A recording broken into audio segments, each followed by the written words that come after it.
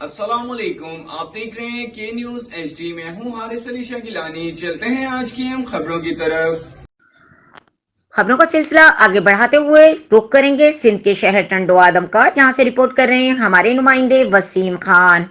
ٹنڈو آدم مختار کار رحم علی زرداری کا پولیس نفری کے ہمراہ ٹنڈو آدم شہر کا دورہ، market committee price control team والے بھی طلب کر لیے گئے۔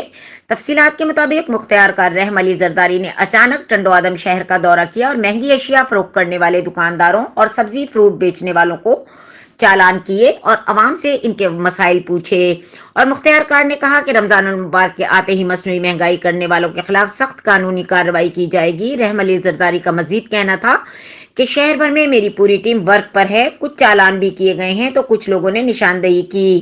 منڈی میں کوئی مسئلہ ہے اس لیے اچانک ریٹ بڑھا دیے گئے ہیں۔ اس سلسلے میں آج سبزی منڈی کا دورہ بھی کیا اور سب سے بات چیت کی، اور market committee price control department agriculture والوں کو پابند کیا کہ جعلی لسٹ کی شکایات اور مصنوعی مہنگائی کو فوری طور پر ختم کرنے اور چیک اینڈ بیلنس کا سسٹم فعال کر کے عام آدمی کو ریلیف فراہم کرنے کا حکم دیا، اور افسران کو پابند کیا کہ میں روزانہ کی بنیاد پر ٹنڈو آدم کی مختلف مارکیٹ میں وزٹ کرتا رہوں گا۔ مجھے کسی بھی افسر یا دکاندار کے خلاف کوئی شکایت ملی یا مجھے کوئی افسران کی ملی بھگت نظر آئی تو فوری طور پر قانونی کارروائی کی جائے گی۔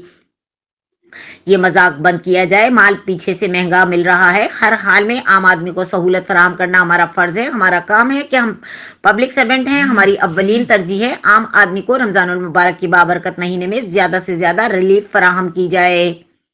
مزید خبروں اور اپڈیٹس کے لیے ہمارے ساتھ رہیے گا، تب تک کے لیے اپنا خیال رکھیے گا۔ اللہ حافظ۔